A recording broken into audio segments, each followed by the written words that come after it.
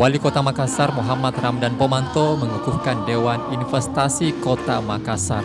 Pengukuhan ini disaksikan oleh seluruh wali kota se-Indonesia dan calon investor dari berbagai negara karena dilakukan di sela-sela kegiatan Makassar Investment Forum atau MIF yang merupakan rangkaian Apeksi 2023 di Claro Hotel Jumat 14 Juli 2023. Wali Kota Makassar Dani Pomanto mengatakan bahwa tujuan pembentukan Dewan Investasi Kota Makassar ini untuk menggait para investor dari luar demi pembangunan berkelanjutan di Kota Makassar.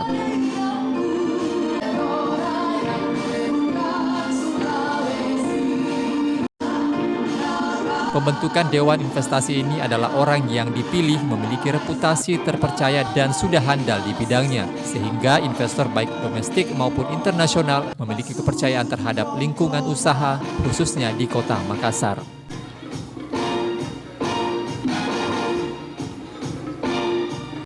Ada 50 kota akan membuat business matching, artinya one-on-one meeting dengan para investor. Artinya alhamdulillah ini sangat spektakuler sekali karena ada 50 kota yang sangat berpartisipasi dan berminat dan menawarkan apa yang menawarkan apa yang dibutuhkan untuk investasi di tempatnya. Dan kali ini tahun lalu kan 8 negara, sekarang 10 negara.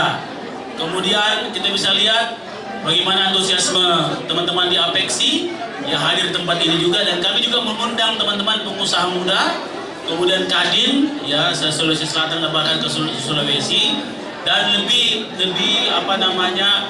beragam pengusaha yang hadir hari ini. Nah, silakan kalau ada yang mau bertanya, nanti ada Kang Bima, ada Pak Firdaus, ada Pak Jus, betul itu Pak Jus? Ya, Pak Jus. Nanti salah semua. Silakan. Tak hanya itu, Dani mengungkapkan Dewan Investasi ini juga hadir untuk meningkatkan dan mengoptimalkan nilai investasi yang dikelola secara jangka panjang dan hadir sebagai pengelola investasi mulai dari merencanakan, menyelenggarakan, mengawasi, dan serta mengevaluasi investasi. Adapun Dewan Investasi Kota Makassar yang dikukuhkan diantaranya Ketua DPD RI M. Sadik, Ketua PHRI Kuandi Salim, Akademisi Profesor Dr. Haji Akmal Ibrahim, pengusaha Andi Rahmat Endong Patompo. Ketua Apeksi Bima Arya memaparkan 5 poin penting bahwa Indonesia ramah terhadap investasi bahkan dari investor di luar negeri. Poin pertama yakni demografi. Akibat bonus populasi ini, Indonesia secara umum mengalami economic recovery dengan cepat. Kedua ialah perihal regulasi. Ia menjelaskan bahwa Presiden sangat fokus di situ untuk mempermudah investasi. Ketiga ialah authority atau otoritas yang mana pada tiap pekan Mendagri selalu memimpin rapat mengenai inflasi agar inflasi selalu terkendali. Keempat ialah inovasi dan tradisi. Semua itu terlihat dalam seluruh rangkaian Apeksi ini. Bahwa keterlibatan pemuda-pemudi semuanya aktif dari budayanya, multimedianya, IT, dan sebagainya. Terakhir lanjut dia, semuanya itu mesti diperkuat dengan demokrasi. Dia sebut Indonesia merupakan negara dengan demokrasi terkuat di dunia. Ini cocok dibuat di Makassar karena menurut kami salah satu contoh yang ideal tentang menjemput investasi dengan agresif ya Kota Makassar. Tadi saya jelaskan beberapa modal untuk investasi pertumbuhan ekonomi. Satu demografi, kedua regulasi, ketiga authority, keempat inovasi dan tradisi, dan kelima adalah demokrasi. Namun 5 ini harus dibawa, harus diolah oleh visi. Kalau wali kotanya nggak punya visi, nggak jadi itu barang semua. Kalau gubernurnya juga nggak punya visi, untuk meramu nggak bisa juga. Yang 5 ini bisa jadi modal atau bisa jadi penghancur. Jadi semua tergantung visi pemimpin. Dan saya melihat Pak Dani di Kota Makassar ini punya visi itu. Belum tentu kalau bukan Pak Dani ada visi itu.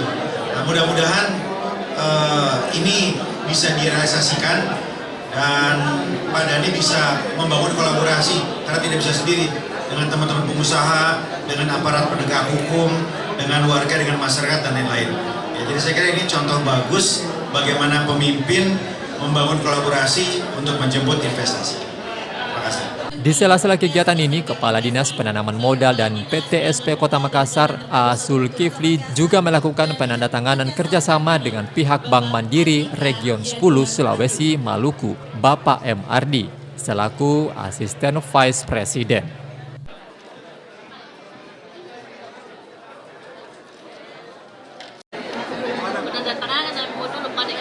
Oh ya, jadi tadi kami melakukan MOU dengan Bank Mandiri untuk wilayah Makassar yang terkait mengenai UMKM.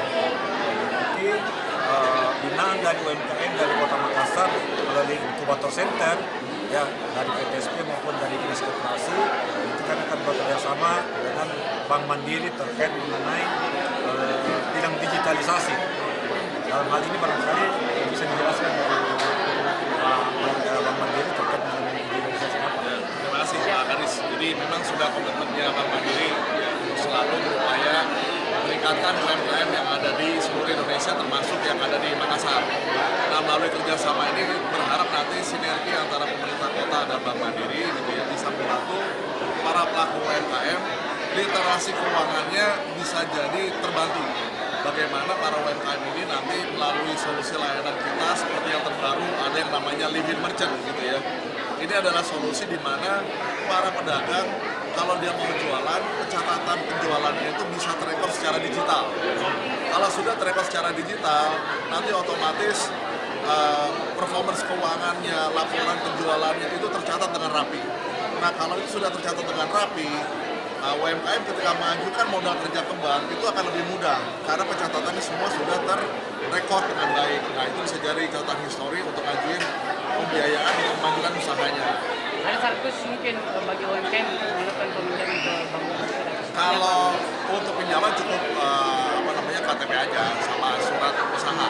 Jadi harus melalui inkubator center juga dulu.